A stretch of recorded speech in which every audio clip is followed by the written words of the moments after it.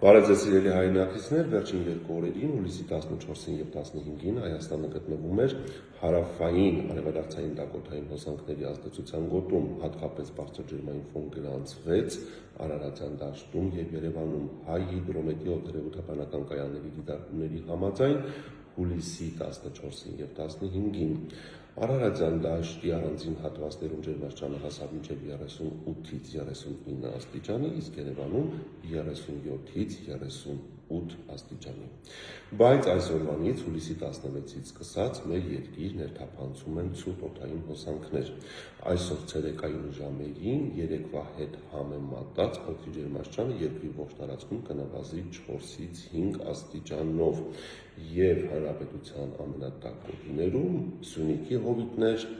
Արարատյան դաշտ, Երևան ցերեկային ժամերին այն չի գերազանցի 33-ից 35 աստիճանը։ Եվ առհասարակ մթնոլորտի շրջանառության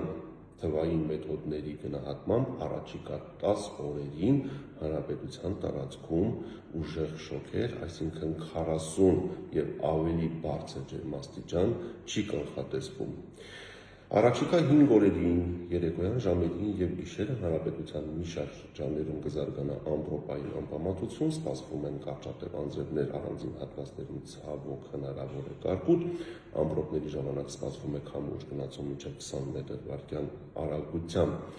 Երեկոյան ժամերին ամպրոպային բնույթի կարճատև անձրևների հավանականություն կա նաև Երևանի առանձին հատվածներում, այսինքն դրանք երակային բնույթի են լինելու, ոչ համատարած կդիտվեն քաղաքի առանձին հատվածներում։